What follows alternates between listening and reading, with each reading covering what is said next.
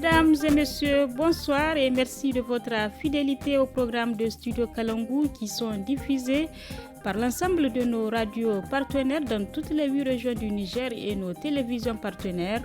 Aujourd'hui, le forum de Studio Kalangu a pour thème quel avenir pour l'éducation des personnes déficientes, auditives ou malentendantes au Niger. Selon le RGPH 2012 au Niger, les personnes handicapées représentent 4,2% de la population totale résidente, soit 715 499,97 personnes handicapées autant pour moi, parmi lesquelles on dénombre environ 24 000 personnes sourdes. Selon une source de l'association des personnes sourdes au Niger, la réinsertion de ces personnes sourdes constitue un réel problème. Les personnes déficientes auditives et malentendantes vont-elles donc à l'école et dans quelles conditions? Que deviennent-elles après leur étude et quels sont les enjeux et défis autour de l'enseignement du langage des signes au Niger? Autant de questions et à bien d'autres que nous tenterons de trouver réponse au cours de ces 45 minutes à venir. Pour cela, nous avons le plaisir de recevoir dans ce studio M. Seibou Aoudi. Il est le directeur de l'école pour sourds de Niamey. Bonsoir à vous. Merci madame. Nous recevons également M. Boubacar Tari, il est chargé de l'éducation inclusive à la direction de l'enseignement secondaire et général au niveau du ministère de l'enseignement secondaire. Bonsoir. Bonsoir madame. À la présentation, c'est Nafis Adam Sirfo.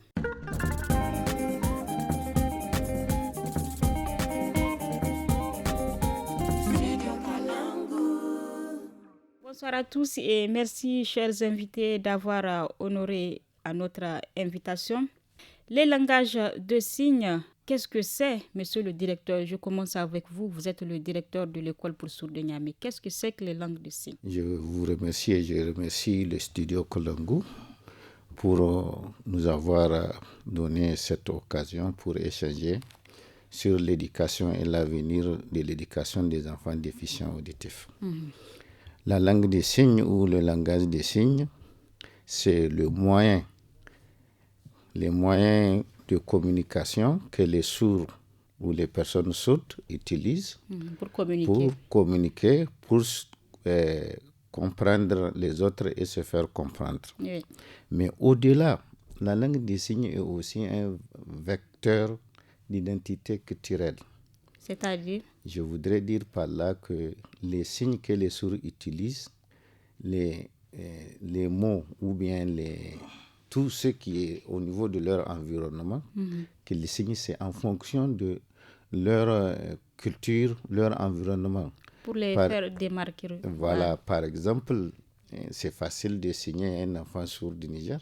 C'est facile de signer, par exemple, sur le plan alimentaire, Shinkafa de Wache. Yeah. Mais par exemple, si on prend un sourd américain, lui aussi, il est facile pour lui de signer un hamburger. Donc, vous voyez.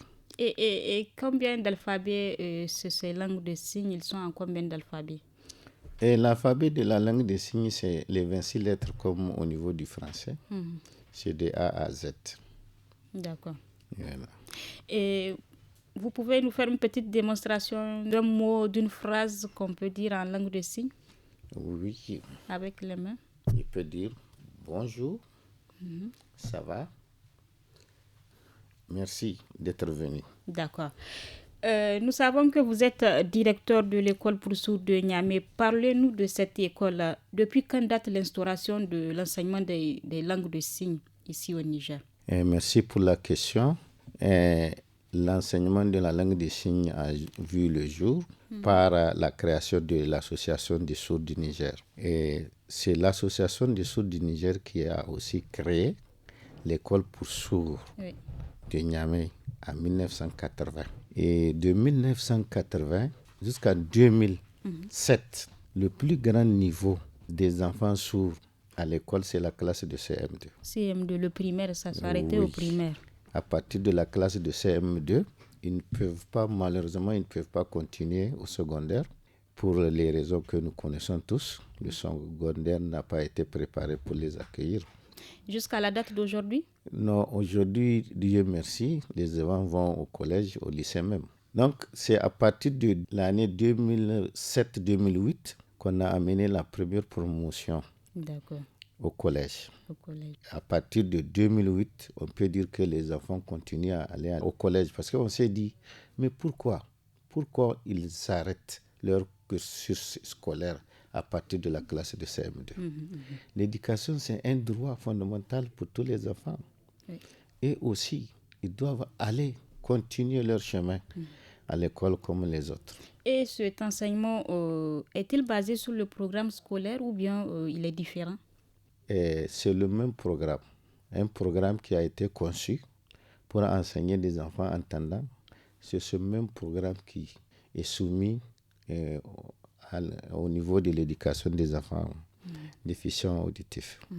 Mais c'est à nous, à notre niveau, on va voir comment faire pour adapter ce programme-là à la réalité de nos enfants. Et comment et peut-être avec quels moyens se fait l'apprentissage de ces langues des signes au niveau de votre établissement? Bon, le principal moyen de communication, c'est la langue des signes. Donc, l'enseignant que nous sommes, l'enseignant doit vraiment avoir un certain niveau en langue des signes pour pouvoir communiquer avec les enfants. Il ne peut pas transmettre le savoir s'il ne maîtrise pas la langue des signes. Donc, la transmission du savoir se fait au moyen de la langue des signes. D'accord. Et aussi le français. Merci à vous, Monsieur Boubacar Tari. Vous êtes chargé de l'éducation inclusive au niveau du ministère du secondaire. L'enseignement des langues de signes, l'école même pour sourds a été créée depuis 1980 avec l'appui de l'association des personnes en situation de surdité. C'est ça, Monsieur le directeur. Qu'est-ce que vous avez à dire sur cet enseignement des personnes? Merci, madame. Donc, je ne suis pas vraiment un spécialiste en langue de signes, mais quand même, comme je suis chargé, n'est-ce pas, de la question de l'éducation inclusive. Donc, et vous savez, la langue de signes, c'est le fait, n'est-ce pas, de signer, n'est-ce pas, des gestes, oui, comme le dit le directeur. Monsieur Audi. Mais le programme, comme il avait évoqué, non, c'est le programme officiel. Donc, c'est le programme classique. Mais lui, l'enseignant, qu'est-ce qu'il fait? Nous, au secondaire, quand nous avons plusieurs enseignants dans une classe, nous avons plusieurs matières, donc plusieurs enseignants. Oui. Maintenant, c'est l'enseignant, n'est-ce pas, de français qui vient, qui interprète, n'est-ce pas, et la leçon, oui, à toute la classe. Oui, à ses élèves. Donc, c'est ce qui vraiment, au secondaire, c'est ce que nous faisons. D'accord. Et donc, comme je le disais, l'enseignement des personnes sourdes et malentendantes ici au Niger, c'est le thème de notre forum. Nous avons pu interviewer le directeur, le président, autant pour moi, de la Fédération des personnes en situation de handicap, qui, selon lui, les personnes déficientes, auditives et malentendantes font le plus souvent objet de marginalisation. Je vous propose d'écouter M. Sido Mourou. Même parmi les personnes handicapées, en fait, le groupe des personnes handicapées n'est pas homogène. C'est-à-dire que les problèmes ne sont pas identiques. Par exemple, quand vous prenez dans le domaine de l'éducation, vous avez les personnes aveugles qui peuvent accéder même à l'université. Pour certaines personnes handicapées physiques, on n'en parle même pas. Mais par rapport au groupe des personnes sourdes et malentendantes, vraiment, leur situation est critique. D'abord, pour vous donner juste une idée, leur école a été créée dans les années 80-82. Et ce n'est qu'en 2019 qu'ils ont pu seulement obtenir leur premier bachelier. Et la cause, c'est qu'il n'y a pas de personnes qualifiées pour les accompagner. Vous savez que certaines personnes handicapées ont besoin de l'assistance. Par exemple, dans mon cas, je suis personne aveugle. Si je dois me déplacer dans certains endroits, j'ai besoin d'une personne qui va être mon guide. De la même manière, les personnes sourdes et malentendantes ont besoin de ce qu'on appelle les interprètes en langue de signes. Et ces interprètes en langue de signes-là, ils sont maintenant à un niveau professionnel. Ça veut dire qu'il y a des écoles qu'on fréquente après le bac et qu'on obtient un diplôme d'interprète professionnel en langue de signes. Et malheureusement, ces spécialités, nous n'avons même pas un au Niger. Ça veut dire qu'on n'a même pas un seul interprète professionnel en langue de signes capable de donner de l'assistance pour les personnes sourdes et malentendantes. Et la question de l'interprète en langue de signes est prioritaire pour ce groupe de personnes parce que, en fait, leur accès au droit dépend grandement de ces personnes-là. Par exemple, Effectivement. dans tous les domaines de la vie, ces personnes ont besoin d'interprètes en langue de signes. Et je vous dis qu'au Niger, malheureusement, jusqu'à aujourd'hui, on n'a pas formé un seul interprète en langue de signes professionnelle. Ce qui retarde gravement, limite gravement leur participation à la vie de la société. Et au niveau de l'école, et au niveau de la formation professionnelle, et on n'en parle même pas pour le travail, parce que je vous dis que, par exemple, il n'y a aucune personne sourde au Niger qui a accédé au niveau supérieur jusqu'à aujourd'hui. L'État a commencé depuis dans les années 80, quand l'association a été créée. L'association bénéficie d'une subvention annuelle qui, sans être très précis, n'atteint pas les 2 millions de francs CFA par an. Alors que cette école reçoit les enfants sourds de partout au Niger et les garde en journée continue et offre aussi l'alimentation. Donc, même pour l'alimentation de ces enfants, cette subvention ne couvre pas ce besoin d'alimentation des enfants sourds. Donc, ils ont continué à garder cette subvention. Elle a été diminuée ces dernières années. Et l'année passée, avec les plaidoyers, ils ont augmenté un tout petit peu. Mais juste là, on reste encore dans la fourchette des 2 millions là. Et donc, la subvention est très, très en deçà des besoins de ces personnes et de subventions au plus haut niveau. Quelles sont vos recommandations pour assurer un meilleur avenir à ces personnes sourdes, surtout aux élèves, pour un meilleur avenir? Qu'est-ce que vous recommandez? Ma première recommandation serait que le ministère en charge de l'enseignement supérieur donne des bourses aux étudiants, au moins à 20 étudiants ou 30 étudiants, pour qu'ils aillent dans les écoles où on enseigne l'interprétariat en langue de signes professionnelle, pour qu'ils deviennent, eux, des pères éducateurs. Ça veut dire qu'ils reviennent au Niger et qu'ils puissent former à d'autres personnes interprètes professionnels en langue de signes. Deuxièmement, c'est l'accroissement substantiel de la subvention. Non seulement à l'association des sourds, mais à toutes les organisations des personnes handicapées ici au Niger. Nous avons, il faut dire, une écoute plus favorable maintenant des autorités, mais honnêtement, la subvention, ça veut dire en termes de finances, en termes de budget, ça ne suit pas. C'était là M. Sido Oumarou, le président de la Fédération des personnes en situation de handicap ici au Niger. Je reviens toujours vers vous, M. Boubacar Tari. Vous êtes le chargé de l'éducation inclusive au niveau du ministère de l'éducation de l'enseignement secondaire.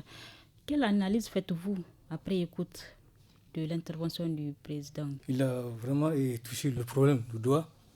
Et c'est vrai, la situation des élèves et déficients et auditifs, c'est vraiment déplorable.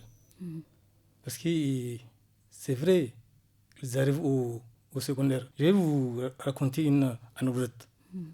La semaine passée, j'étais saisi par un agent de la direction des cycles et classique primaire, Oui. qui est chargé, qui est la direction qui est chargée de l'éducation inclusive au niveau du primaire. Oui. Donc, ils nous ont signalé un problème au niveau de la région de Dosso. Il y a 2 fillettes qui étaient admises en 6e, mais jusqu'à la date du 9 février, n'ont pas regagné l'école. Et pourquoi? Donc, ils nous ont contactés et le lendemain, nous avons saisi notre point focal de Dosso pour lui faire la situation. Automatiquement, elle s'est rendue au niveau de l'école où se trouvent les fillettes. Donc, il a convoqué les parents de ces 2 fillettes et la directrice. Non, nous avons dit, ce que vous allez faire d'abord, vous êtes la ville de Dosso. La première solution, c'est de vous adresser à l'adresse. La direction de l'enseignement régional. La régionale des enseignements secondaires. Parce que, ça sert bien, vous avez déjà un interlocuteur sur place. Et quel était le problème qui se posait? Le problème, c'est que eux, ils attendaient à ce que ces fillettes soient transportées au collège. Non. Et ce sont des fillettes? Ce sont des fillettes malentendantes. Malentendantes, oui. Voyez-vous. Et donc, automatiquement, il s'est chargé de la question et il a réglé le problème. Et actuellement, ces 2 fillettes ont regagné le collège.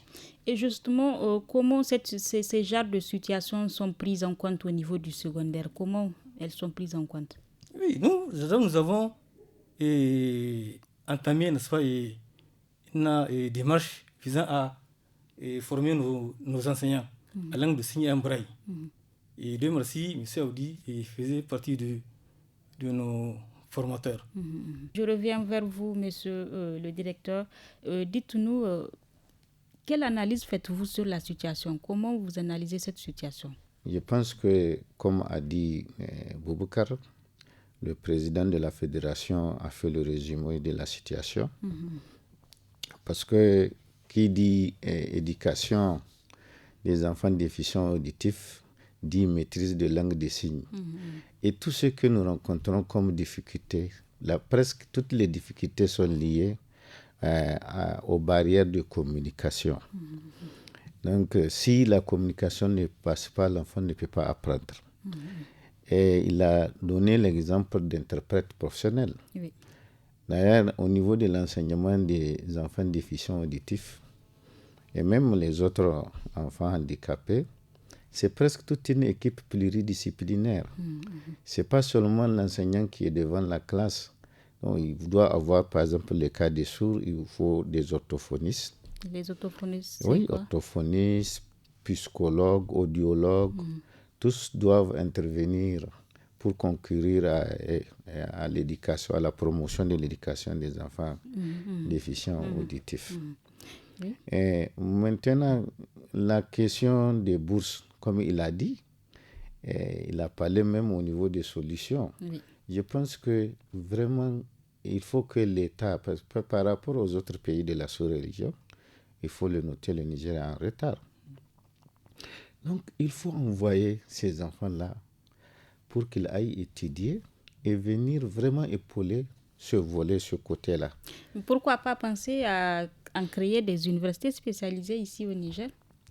Oui, bon, et ça aussi, c'est une bonne chose, c'est une bonne idée. Oui. Si l'université spécialisée est créée ou ouverte ici au Niger, c'est une bonne idée. Mais pour le moment, je pense que comme l'université n'est pas encore créée, la solution, c'est d'envoyer ces étudiants-là pour qu'ils aillent se professionnaliser et revenir. Parce que, par exemple, il a parlé le cas du collège. Bon, ce n'est pas pour dire que même au niveau de l'école primaire, c'est parfait. Même au niveau de l'école primaire, comme l'a dit le président de la fédération, il y a la qualité de la formation des enseignants. Oui. Et c'est toujours lié à la langue des signes. Est-ce que vous voyez? Donc, si la langue des signes n'est pas maîtrisée, l'enseignement ne peut pas être de qualité. Donc, le plus grand problème, ça revient au fait qu'il n'y ait pas assez d'enseignants qualifiés pour cela. Voilà. Je vous donne mon exemple. Moi qui suis le responsable de l'école pour sourds, je viens d'une école ordinaire. On m'a affecté à l'école pour sourds. La première fois qu'on m'a parlé d'école pour sourds, j'ai même sursauté. Vous n'avez suivi aucune formation pour cela? Aucune formation. J'ai dit, mais moi, dans une école pour sourds, qu'est-ce que ça veut dire? On m'a dit, non, allez-y. Allez là-bas, on va vous former. Et je suis allé. Quand j'ai passé la première journée là-bas, en réalité, c'est moi qui étais en situation de handicap. Parce qu'eux, ils se comprenaient. Oui, voilà. Oui. Et moi, je suis resté comme ça. J'ai dit, mais finalement, la personne handicapée, c'est moi. Et je me suis dit, bon, finalement, je ne peux pas rester ici. Et le directeur à l'époque m'a dit, non, on a tous commencé comme ça. Hein. Et qu'est-ce qui fait que je me suis senti gêné? Parce que je n'arrive pas à communiquer avec eux. Mais avec le temps? Mais avec le temps, on a eu une formation rapide de 10 jours. Et je vous avoue, il y a 12 jours de formation dans le domaine là, si c'est tout juste pour maîtriser l'alphabet. Présentez-nous un peu l'alphabet même en langue de signes. L'alphabet, c'est le A, B, C, D, E, F, G, H, I, J, K, L, M, N, O, P, Q, R, S, T, U, V, W, X, Y, Z. D'accord. Voilà l'alphabet. Que peut-on dire sur l'effectif et la composition des élèves qui sont au niveau de votre établissement? Est-ce qu'il y a un grand effectif? Merci. Cette année, quand même, on a un effectif de 185 élèves, dont 71 filles, réparties dans 7 classes, du CI au CM2. Mais les CI, on a 2 classes de CI. Mais je vous dis, vu le caractère spécialisé de l'école, les classes doivent avoir au grand maximum 10 à 15 élèves, au grand maximum. Et qu'est-ce qui expliquerait cela? Les parents sont réticents à envoyer leurs enfants ou bien ils préfèrent laisser leurs enfants dans la rue? Bon, je vous dis, pédagogiquement, les classes dans les écoles spécialisées pour enfants handicapés ne doivent pas être pléthoriques. Okay. J'ai dit, même si c'est pléthorique, ça ne doit pas dépasser 15 élèves. Parce qu'on dit qu'enseigner un seul enfant sourd, parce que nous sommes dans le domaine de la surdité, égale à enseigner 5 à 10 élèves entendants. Oui. Donc l'effectif 15, là, il faut multiplier ça au moins par 5 pour comparer avec l'autre effectif. Ok, merci à vous, Monsieur Tari Boubacar. Dites-nous, est-ce qu'il existerait une politique en matière de l'enseignement, de la scolarisation des personnes déficientes auditives au niveau du secondaire? Le secondaire, n'est-ce pas, et se base sur les textes, n'est-ce pas, et les conventions que le Niger a dû assigner. Comme c'est l'éducation inclusive qui englobe et les déficients visuels et les déficients auditifs. Oui. Et même les déficients mentaux. Donc vraiment, le Niger a vraiment signé plusieurs textes et plusieurs conventions. Et quelles sont les orientations principales de ces différents textes? Oui, les orientations, c'est d'investir dans l'éducation inclusive, d'investir au niveau de la formation des enseignants, d'investir au niveau du matériel didactique et d'investir au niveau de la sensibilisation, n'est-ce pas, des acteurs et de l'éducation. Mais est-ce que à la date d'aujourd'hui, on sait qu'il n'y a que les écoles primaires pour sourds qui existent ici au Niger? Est-ce qu'il y a d'autres écoles que le secondaire a créées pour ces personnes? Non, le secondaire ne crée pas d'écoles spécialisées, non. Oui. Nous, le secondaire a opté pour l'inclusion. Voilà. Ok. Oui, expliquez-nous ça. Donc, l'inclusion, c'est-à-dire, maintenant, on amène un élève déficient, par exemple, malentendant, dans une même classe que les autres élèves ordinaires. Okay. Ils sont dans la même classe. Et les gens font leurs cours. Maintenant, l'autre, avec son interprète, il fait son cours. Et ces enseignants que vous mettez à la disposition de ces élèves, est-ce que ce sont des enseignants qualifiés? Bon, pas qualifiés, parce que ce sont des enseignants qui nous font peut-être de 2 semaines. Comme le cas du directeur. C'est une formation rapide qu'on leur fait. C'est rapide. Et vous pensez que cela est suffisant pour vraiment assurer une qualité de l'enseignement? Ce n'est pas suffisant parce que c'est une formation, n'est-ce pas, à la longue. C'est-à-dire qui revient de temps à autre. Voilà. D'accord. Nous allons marquer une petite pause avant de poursuivre cette émission.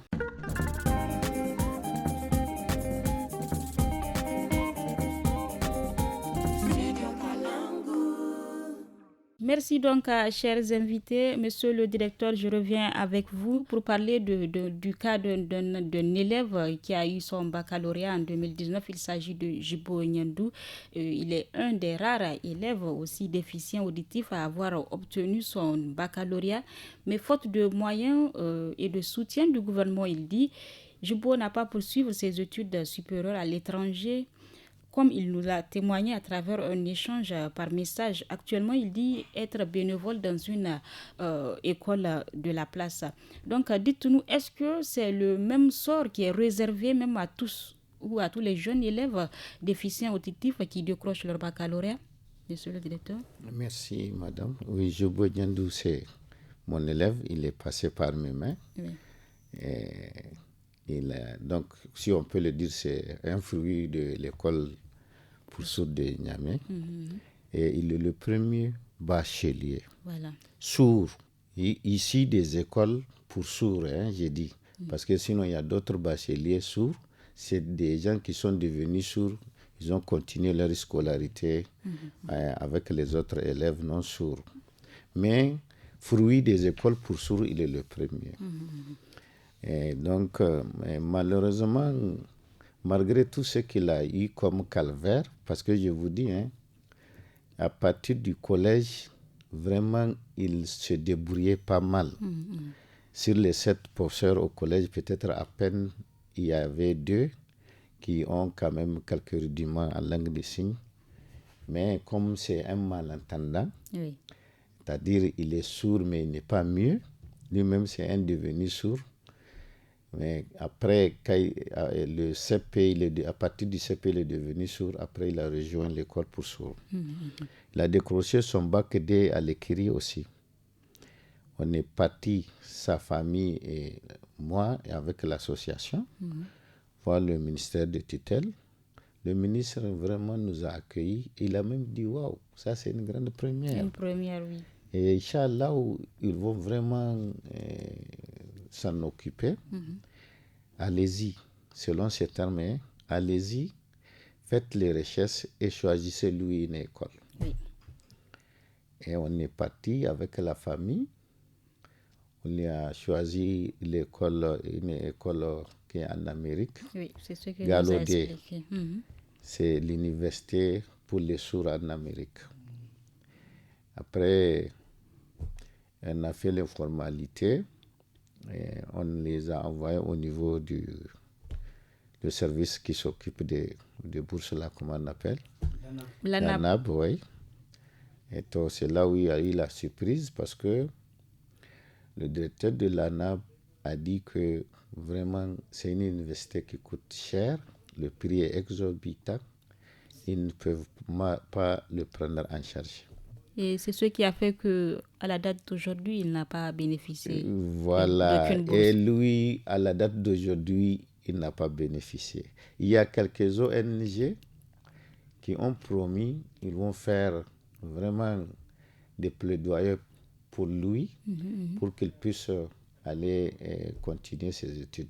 Maintenant, le problème d'abord qui le bloque, c'est que pour aller là-bas, il faut avoir un certain niveau en anglais. Oui, et... Donc actuellement, il y a une ONG américaine qui s'appelle le Rimamba Niger, qui est en train de renforcer ses capacités en anglais. Oui. Oui, donc je pense qu'après, il peut rejoindre l'école. Et pour vous dire aussi, il y a un autre aussi qui a eu son bac. Lui aussi, il est de notre école, l'école pour sourds de Niamey. Lui, actuellement, on est en train de faire le processus. Il va s'inscrire à l'université de Niamey. Il dit qu'il veut faire économie. Oui, on est en train de Est-ce que tous les moyens sont mis pour qu'il puisse suivre l'enseignement là-bas? Et vous voyez, c'est même là où le bas blesse. On a dit, le sourd peut tout faire, sauf entendre. Même entendre là, le sourd peut entendre. Si il a un interprète qui explique les cours avec lui. Est-ce que vous voyez? Mais j'ai dit, même à l'université, il va faire comme il a fait au collège et au lycée. Il va se débrouiller. J'ai dit, Dieu merci, il peut faire la lecture labiale. C'est-à-dire, même à l'université, s'il est à côté du professeur, il peut faire la lecture labiale. Et peut-être à l'université où les cours se font sur des, comment dirais-je, ça va même être moins compliqué pour lui qu'au collège. D'accord. Des résultats brillants, si on peut le dire, des bons résultats de ces élèves sourds et malentendants. Monsieur Tari Boubacar, qu'est-ce qui doit être fait pour que vraiment les choses bougent, pour changer ces donnes-là, pour permettre pour un meilleur avenir à ces élèves? Bon, vraiment, pour que ça change, et l'État doit vraiment investir. L'État doit prendre ses responsabilités. Et c'est ce qui est fait au niveau de votre... Non, ce qui est en train d'être fait. Parce que nous, vraiment, Dieu merci, au niveau du secondaire, et le ministère s'est engagé, n'est-ce pas, et dans une vraiment vaste chantier, n'est-ce pas, de formation et des enseignants. Et on sait qu'il n'y a pas qu'à Niamey où on a un nombre d'élèves sourds et malentendants. Toutes les régions à regorge. Qu'en est-il de la prise en charge aussi dans ces régions? Oui, c'est la même prise en charge. C'est-à-dire on l'inscrit Et l'élève, s'il vient au secondaire, on lui donne les fournitures et l'enseignant. D'accord. Monsieur le directeur, je reviens vers vous après, à part le problème qui se pose après l'obtention d'un diplôme, la poursuite du système éducatif. Quel est le plus grand problème que vous rencontrez aussi au niveau de l'école? Je reviens toujours sur le problème de communication, c'est-à-dire les enseignants n'ont pas de formation initiale en langue des signes. C'est toujours la formation qu'on reçoit arrivé à l'école des sourds, des formations séquentielles de 5 à... La plus grande formation que moi j'ai connue depuis mon arrivée, c'est une formation d'1 mois. 2 mois. Oui, et d'ailleurs, je n'ai plus revu une formation d'1 mois depuis 2006. Mais est-ce que vous avez l'habitude d'approcher le gouvernement ou ses partenaires pour que les choses changent? Et vous savez, chaque année, en fin d'année, on a quelque chose qu'on appelle rapport de fin d'année. On écrit ça noir sur blanc, tous les problèmes que nous rencontrons, surtout le cas de notre école qui est pour le moment une école spécialisée. Et quels sont nos besoins. Chaque fois on écrit, on en voit. Mais c'est sans suite.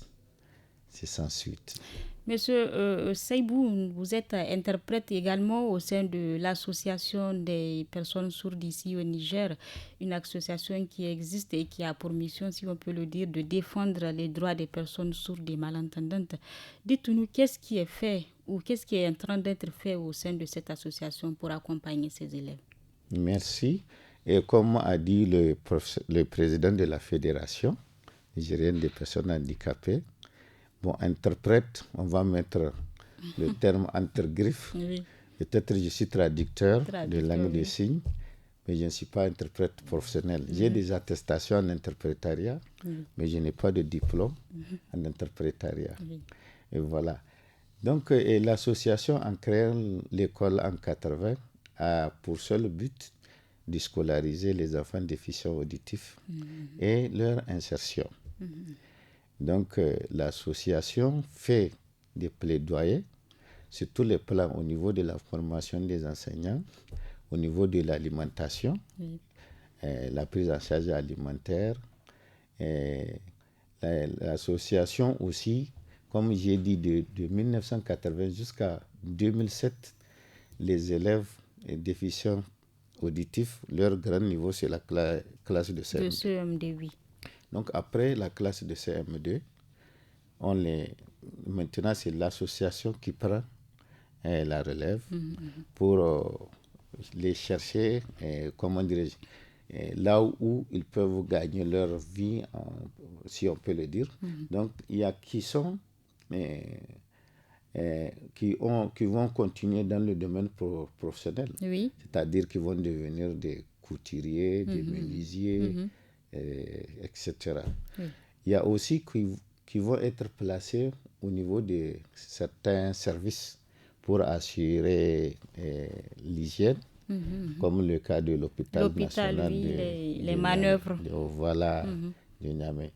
Vraiment, en quelque sorte, c'est la mission de l'association comme ça. Est-ce que vous ne faites pas face à la réticence des parents pour envoyer leurs enfants à l'école parce que on rencontre le plus souvent des enfants sourdes, malentendantes dans les rues à Mandi? Est-ce que vous ne faites pas face à ce genre de problème, la réticence des parents? Ok, merci. Et au niveau de la mendicité, vraiment, parmi les personnes handicapées, c'est les sourds qu'on voit rarement mendier. Oui. Et d'ailleurs, les sourds que vous voyez mendier à Niamey, la plupart ne sont pas du Niger. Ils viennent des pays limitrophes. Voilà. Mais les parents, au début, beaucoup de parents, qui ils amènent leurs enfants à l'école, et pour eux, vraiment, c'est des enfants qui les dérangent, excusez-moi du terme, à la maison. Donc ils préfèrent... Ils considèrent que l'école, c'est juste une simple garderie. Oui, mais les mentalités ont évolué les parents ont vu que l'école a changé les enfants. Les enfants font des surprises, voient les élèves écrivent leur nom. Ils font des opérations. Maintenant, les parents ont compris que vraiment, le sourd peut tout faire comme on a dit, sauf entendre. D'accord. Donc, vraiment maintenant, les mentalités ont changé. Monsieur Tari Boubacar, est-ce qu'il n'y aurait pas de nouvelles stratégies à adopter pour améliorer l'éducation de ces élèves sourds et malentendants? Merci madame. Oui. Et effectivement, au niveau du ministère des enseignements secondaires, nous avons approché certains partenaires et pour vraiment qu'ils nous aident, n'est-ce pas, dans ce sens. C'est dans ce cadre que nous avons eu un partenariat. Et d'ailleurs, c'est le premier partenariat que le ministère a eu à signer avec un partenaire sérieux. Donc, nous avons un partenariat avec CBM. Donc, vraiment, ce partenariat va nous ouvrir la porte à beaucoup de choses. Et ces stratégies, elles consisteront à faire quoi ou bien? Oui, donc c'est un partenariat, n'est-ce pas, qui va nous donner la possibilité de monter des projets au niveau de l'éducation inclusive. Donc, c'est des projets que CVM va financer. D'accord. On sait que l'article 12 de la Constitution de la 7e République du Niger, à son alinéa premier, précise que chacun a droit à la vie, à la santé, à l'intégration physique et morale, à une alimentation saine et suffisante, à l'eau potable, à l'éducation et à l'instruction dans les conditions définies par la loi. Donc, Monsieur Tari, comment mieux accompagner ces jeunes élèves déficients auditifs à poursuivre normalement leur cursus académique au même titre que les autres élèves? Oui. Comment mieux les accompagner? Pour vraiment mieux les accompagner, d'abord, il faut les appuyer. Les appuyer, même si c'est des pécules, n'est-ce pas, qu'il faut les octroyer. Ça, vraiment, c'est important. Et il faut aussi sensibiliser, n'est-ce pas, ses parents. Et sensibiliser ses parents vraiment à vraiment inscrire ses enfants à l'école. Et il faut vraiment doter, n'est-ce pas, ces enfants des enseignants qualifiés. Tu vois? D'accord. Monsieur le directeur, est-ce que vous avez un quelconque appui privé au sein de votre établissement? Merci. Nous avons des partenaires. D'abord, les organisations des personnes handicapées, en l'occurrence l'association des sourds et la fédération des personnes handicapées. Nous avons aussi des ONG comme HI, CBM, Rimamba Niger, une ONG américaine, même l'UNICEF, le ministère de tutelle. Vraiment, on a, pour ne citer que ça, l'ambassade des États-Unis, pour ne citer que cela. Chacun à son niveau ont l'habitude ou même continue vraiment à nous appuyer dans certains domaines. D'accord. Et je vous repose la même question. Comment mieux accompagner donc ces jeunes élèves déficients auditifs à poursuivre normalement leur cursus académique comme les autres élèves? Merci. Quand on prend la Convention relative aux droits des personnes handicapées, pour question d'équité, toujours quand la Convention définit un mot ou bien une situation, et on finit par dire sur la base de l'égalité avec les autres. Donc, si les enfants-là sont mis dans leurs droits, l'enfant déficient auditif est mis dans son droit. Il a un enseignant qualifié. Il est assisté par un maître itinérant. Le maître itinérant, c'est l'interprète qui accompagne l'enseignant. Et s'il est dans des conditions aussi d'apprentissage, il a une alimentation qui est assurée, il a l'encouragement de la famille, l'encouragement de son entourage. Je pense qu'ils peuvent faire de merveilles. Et après même leur étude, que faire pour une meilleure réinsertion socio-économique de ces élèves sourds et malentendants? Merci. Et vous savez, au niveau de la réinsertion, ou au niveau de la fonction publique, comme vous le savez, ils ont les 5% là, le quota là, c'est déjà une bonne chose qu'il faut noter au passage. Donc, si la personne sourde et malentendante arrive avec son diplôme, je pense que la réinsertion sera facile. Maintenant, c'est le diplôme. Et leur problème, c'est qu'ils n'ont pas de référence. Si je prends le cas des déficients visuels, le président de la fédération qui vient de parler, c'est une référence nationale et d'ailleurs même internationale. D'accord. Nous sommes fiers de lui partout. Si les sourds ont une personne à laquelle ils peuvent se référer, par exemple, d'ici dans 4 ans ou 5 ans, ce sera Jibonyandou, quand il aura fini ses études. D'accord, merci. Voilà. Donc, comme nous sommes à la fin de cette émission, M. Tari Boubacar, quel est votre mot de la fin? Merci, et je salue votre studio vraiment et d'avoir cette initiative et de nous avoir invités pour parler sur l'éducation inclusive. Oui. C'est vraiment une bonne chose. Et je souhaite que vraiment, ce que nous avons dit, que vraiment, ça fait tache d'huile, n'est-ce pas, au niveau des concernés. Et que les doléances de ces personnes soient vraiment prises en compte. D'accord. Donc, merci, chers invités, merci, chers auditeurs et auditrices de Studio Kalangu. C'est ici que prend fin ce forum. Nous étions en compagnie de M. Sebou Aoudi, directeur de l'école pour sourds de Niamey. Merci d'être venu. Nous étions également en compagnie de M. Boubacar Tari. Il est chargé de l'éducation inclusive à la direction de l'enseignement secondaire et général au niveau du ministère de l'enseignement secondaire. Donc, à travers les interventions de nos invités, nous savons donc que l'éducation des enfants en situation de handicap a toujours exigé et nécessite encore, de par les pays du monde, un investissement humain et matériel conséquent. Merci, chers invités, pour votre attention. À très bientôt sur le studio Kalangu.